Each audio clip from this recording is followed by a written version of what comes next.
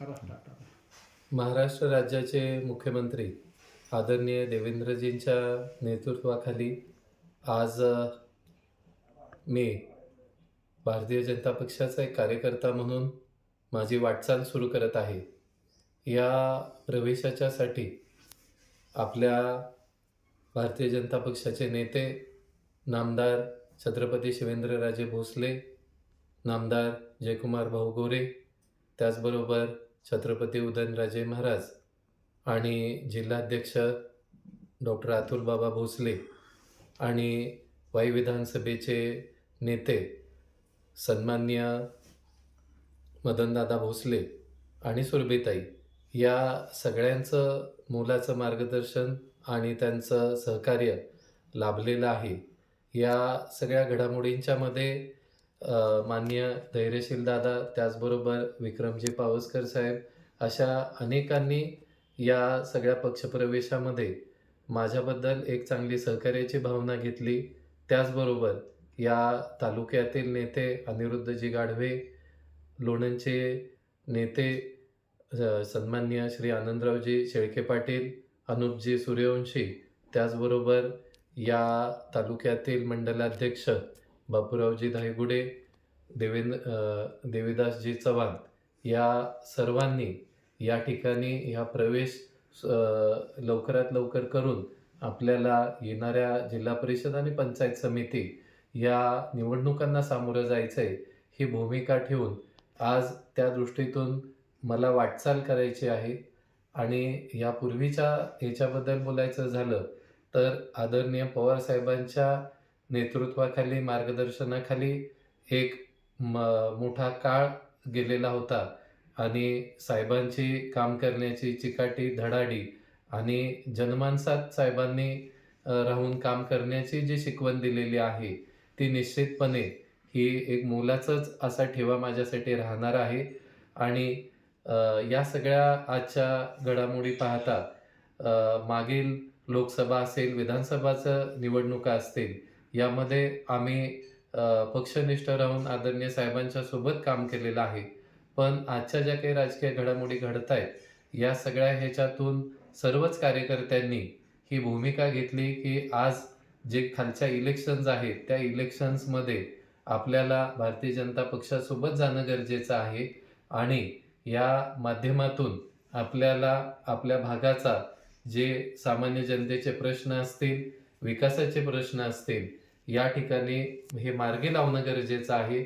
आणि त्याच्याकरता निश्चितपणे भारतीय जनता पक्षाच्या माध्यमातून ही एक चांगली ताकद हे सामान्य लोकांचे प्रश्न सोडवण्यासाठी मिळेल, हीच या ठिकाणी विचार करून सर्व कार्यकर्त्यांनी जो निर्णय घेतला, त्या निर्णयानुसार आम्ही भारतीय जनता पक्षामध्ये प्रवेश करतोय.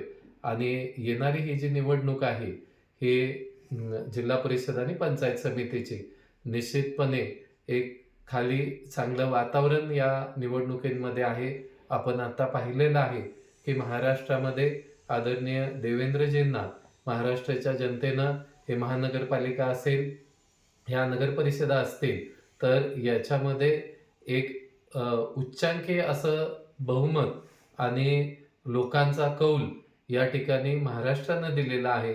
आणि निश्चितपणे या खंडाळा तालुक्यातील जनतासुद्धा त्यांचे अनेक प्रलंबित असे प्रश्न आहेत, हे सोडवण्याच्यासाठी आदरणीय देवेंद्र भाऊंच्याकडे एक अपेक्षेनं, आशेनं पाहत आहेत.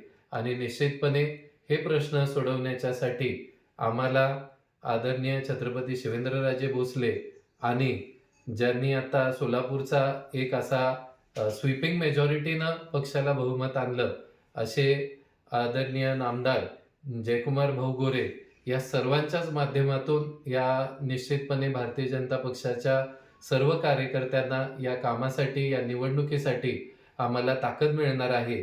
आणि सन्मान्य मदनदादांच्या नेतृत्वाखाली आणि मान्य सुरभीताई, या सर्वांच्या सोबत आम्ही निश्चितपणे खंडाळा तालुक्यामध्ये परिवर्तन घडवू, ही या ठिकाणी आमची अपेक्षा आहे, मानस आहे.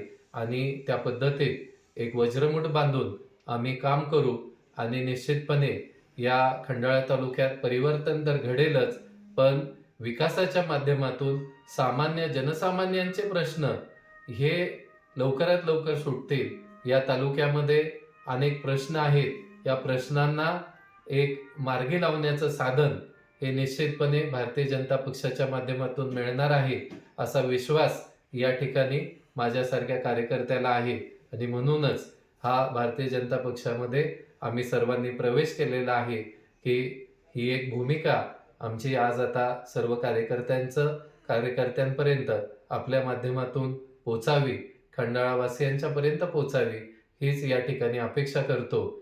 आणि मकर संक्रांतीच्या निमित्तानं जे एक नवीन सुरुवात आज आम्ही सर्वांनी केलेली आहे, त्या संदर्भात या अनेक लोकांनी शुभेच्छा देऊन इथे स्वागतही केलेलं आहे आणि घेतलेल्या निर्णयाबद्दल एक निश्चितपणे तालुक्यामध्ये एक उत्साहाचं वातावरण निर्माण झालेलं आहे की जे राज्यामध्ये विकासाचं महामेरू हा आपल्या तालुक्यामध्ये सुद्धा पाहायला मिळेल, हा विश्वास सामान्य जनतेमध्ये आहे आणि तो विश्वास आम्ही सर्व हा खरा ठरू हीच या ठिकाणी अपेक्षा व्यक्त करतो आणि थांबतो। धन्यवाद।